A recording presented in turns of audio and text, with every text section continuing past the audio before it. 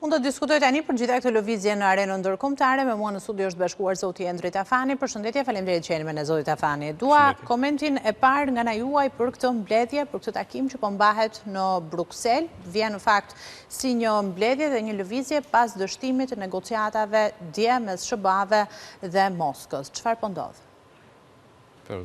Rubio fatikisht e kishte bërë të ditur që më përpara që nuk do merrte pjesë në takim. Pra, ka rreth 3-4 ditë që e ka deklaruar.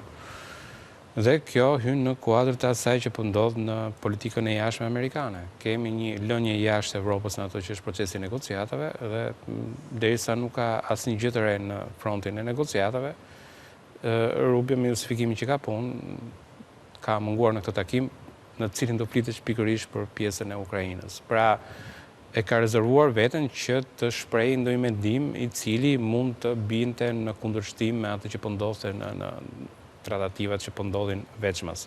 Kështu që ajo që është më preokupuese për Evropën është fakti që gjithë kjo po ndodh mbrapa kurizit të Evropës. Domethënë, gjithë kjo situatë, gjithë këto tratativa, Evropa nuk është fare e përfshirë. Megjithatë, çështja e Ukrainës është çështje evropiane, ka të bëjë me sigurinë e Evropës. Ukraina është vetë vend evropian, Rusia po gjithashtu një pjesë të territorit e ka në Evropë. Çështjet e sigurisë që kanë të bëjnë pastaj me republikat e tjera që janë kufi prapë është çështje evropiane, Amerika është shumë larg dhe megjithatë është ajo e cila po e lë jashtë Evropën në këto tratativa. Dhe nuk po e lë jashtë vetëm në këtë drejtim, ka pasur intervistat edhe të sekretarit Thesarit Besant, i cili lindet kuptoi që edhe në një rast sulmi nga ana e Rusisë në drejtim të Evropës mund edhe që të mos kishte në një, po themi, ndërhyrje nga Shtetet e Bashkuara të Amerikës. Pra, po duket sikur për Shtetet e Bashkuara të Amerikës, administratën Trump, NATO pra ka shumë është e vdekur. Po kjo është përgjegjësia e vetë e Europës apo e Shteteve të Bashkuara të Amerikës? Me thënë, ne gjithmonë kemi diskutuar dhe ka patur edhe pak kriticizëm drejtuar Bashkimit Evropian, Europës në vetvete për një lloj ndoshta neglizhence, po edhe mosdhënie rëndësie këtij konflikti apo jo? Është e vërtetë që Evropa nuk ka kryer atë që është detyra vet, por duhet të thënë që ky lloj qëndrimi i administratës Trump, domethënë nuk është i tipit që mbështetet në gjithë, po themi, spektri politik në Shtetet e Bashkuara të Amerikës. Pra, duket më tepër si një qëndrim personal i Trump, sesa duket një qëndrim i republikanëve, ata që janë republikanët e pikë, për mos fol pastaj për demokratët që janë komplet kundër. Ka një politikë e cila ka qenë 1940, domethënë po bën 80 vjet që është ky aks midis Amerikës dhe Evropës, që është një aks aleance ngushtë jo vetëm po themi kulturor, sepse është po një njëjta kulturë, po kishte të bënte edhe me aksin e aleancës ushtarake, po edhe aleancës ekonomike, në kuptimin e marrëdhënieve tregtare që kishin midis të palëve. Dhe ky aks tani është duke u ndërprerë në mënyrë shumë brutale në Trump.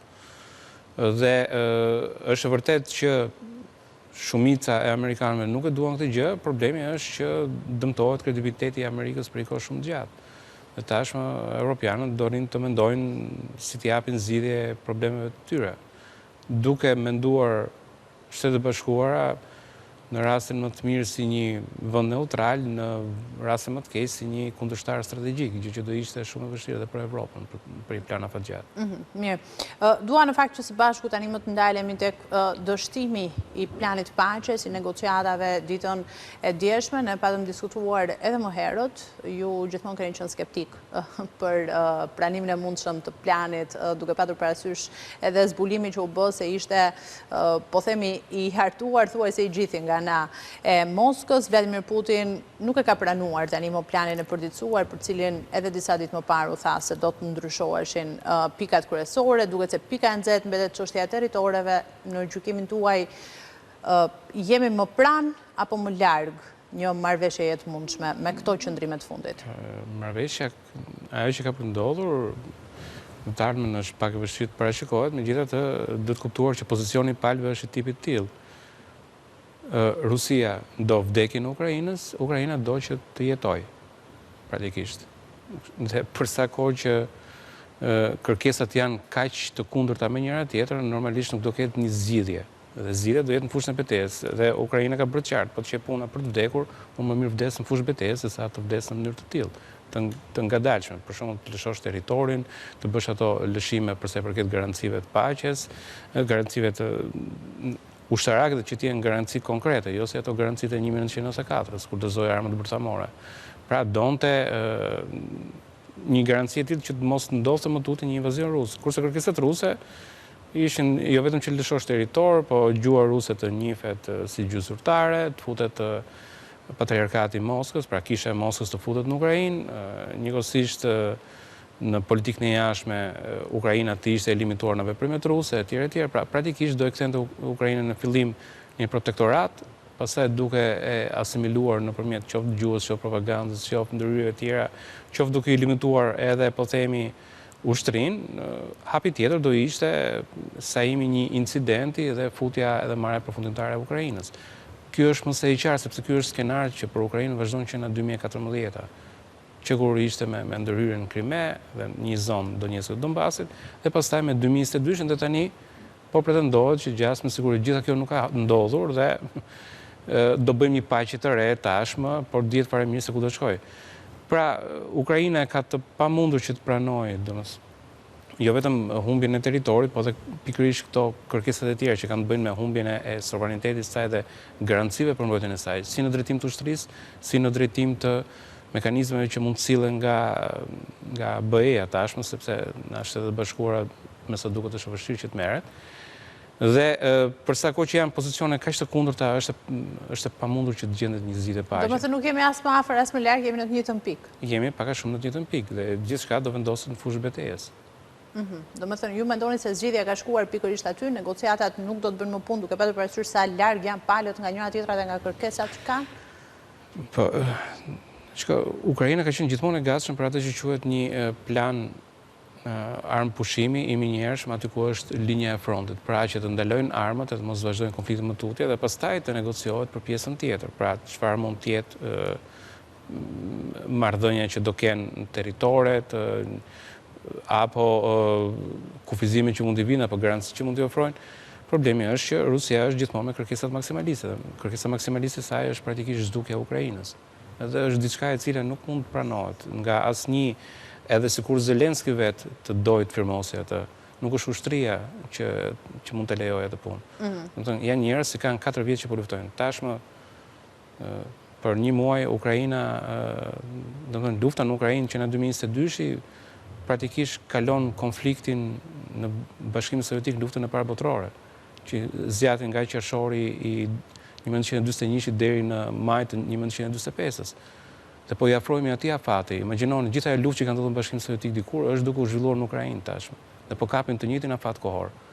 Është një luftë e cila ka kushtuar shumë, ka krijuar një urrëtie që nuk besoj që ka për të shkruar ndonjëherë midis dy popujve.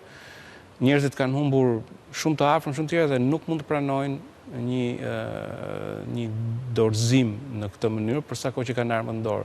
Kështu që edhe sikur doj Zelenski apo çfarë do lloj personi tjetër që mund të jetë aty, nuk do ketë vullnetin edhe në vetë ukrainasit për të pranuar këtë marrëveshje, sepse e din fare mirë që ky është fundi i Ukrainës. Po janë fakte dhe deklaratat e fundit që vinin nga ana e presidentit amerikan Donald Trump, edhe sërish shfaqi një lloj optimizmi të çuditshëm, duke thënë se kam zgjidhur 8-9 konflikte në gjithë botën edhe patjetër që do ta zgjidh edhe këtë. Çfarë ishte për ju ky qëndrimi Trump? Nuk e mori seriozisht? Që në fillim se patëm thënë që ishte thënë për fushat elektorale, po tani jemi shumë mbrapa në kohë. Ajo që mund të shihet është fakti që Trump, në dallim nga çdo president tjetër, është pothuajse qartëzin në favor të Rusisë. Domethënë nuk ka pasur asnjë president në gjithë historinë e Shtetit Bashkuar të Amerikës që të treguar aq pro-rus sa është treguar Trump. Dhe kjo është problematike e para një për Evropën, sepse problemi në Evropë është i tipit tillë që duhet limituar Rusia në konflikt dhe Evropa nuk e ka atë potencial për t'ia dalë vetme, për sa kohë që është kaq e përçar. Nga ana tjetër ka për dëmtuar Amerikën në planin afatgjatë. Pra një Amerikë, Shtetet Bashkuara të Amerikës, të cilët nuk njohin garancitë që kanë vënë vet, mos harrojmë që Shtetet Bashkuara të Amerikës i kanë dhënë garanci Ukrainës në 94-ën, kur Ukraina dorëzoi armët bërësamore. Ka qenë presidenti Clinton që ka thënë. Dhe tani ti të heqësh dorë në ato garanci që ke dhënë të Kurd, tregon që ti je tipi pabesueshëm dhe unë nuk mund të futem në asnjë marrëdhënie me ty diplomatike apo të gjatë. Pra, mund të shikoj ndonjë interes të momentit, por normalisht nuk mund të shikoj si një person besueshëm. Dhe për më tepër, ajo që ka qenë Amerika dikur ka qenë, si thua, pjesa e imazhit që kishte si një vend i cili luftonte për demokracinë ose luftonte për vlerat liberale në kuptimin e demokracisë në botë.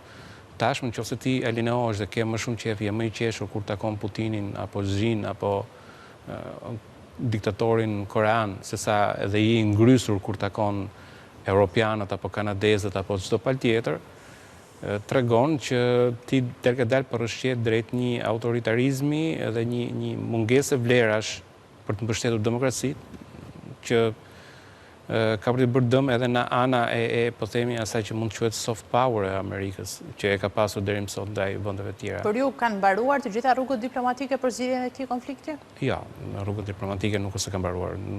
Rrugët diplomatike do vazhdojnë, domethënë, sido që të jetë, ajo luftë do marrë fund me një marrëveshje. Pikpyetja e madhe është çfarë marrëveshje do jetë. Dhe është pikërisht momenti tani që Evropa duhet të tregojë që ka qenë ai kontinent që dikur vendosë fatet e botës në shekullin 19 deri në fillim të shekullit 20. Gjë që duket e vështirë tashmë për momentin për shkak të një, po themi, mungese të një strategjie, mungese të një vizioni dhe mungese edhe të një vullneti për të kryer shpenzime të cilat duhen kryer.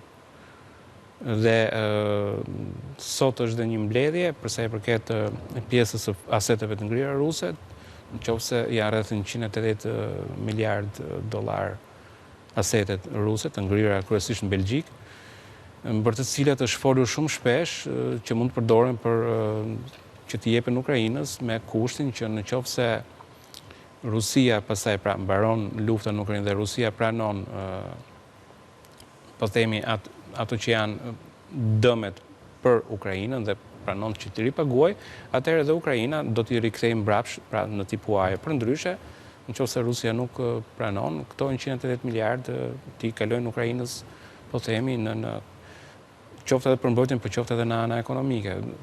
Është një vendim që duhet marrë brenda datës 18, sepse i përket edhe duhet futur dhe në vitin tjetër, domethënë si pjesë po themi asaj ndihme që mund t'jepet. Dhe gjithmonë është frika se çfarë do vendosi Hungaria, që mendon që do e bllokojë, ke Slovakinë që ka bërë qartë që nuk dua të përfshi me këtë punë. Hungaria është e vendosur totalisht në krahun e Rusisë tashmë. Që do thotë se kemi dhe një zhvillim para, që do të mbetet për të parë pak më qartë pozicionimi i palëve. Pastaj, pozicionimi i palëve, plus që është një risk i cili asnjë vend nuk ka qejf që ta marrë, sepse një, po themi, një shumë kaq e madhe, nëse shkohet pastaj në gjykata në vende tjera, pra Rusia i ka bërë hapat e saj për ta kundërshtuar këtë masë dhe varet se ku e kundërshton, sepse kompania në të cilën ndodhin këto asete është ekspozuar në vende tjera, mund të krijojë, po themi, probleme financiare edhe për Evropën në ana e besueshmërisë së investitorëve në asetet evropiane. Pra është një problem që është kompleks, por që duhet marrë parasysh. Pra arrit një moment në cilin Evropa duhet futet all in, përndryshe pastaj do e paguajmë për 2-3 vjet do e paguajmë gjithë. Unë ju falenderoj shumë, zoti Tafani. Faleminderit që ishit me mua, faleminderit për analizën që nda drejt për drejt me ne.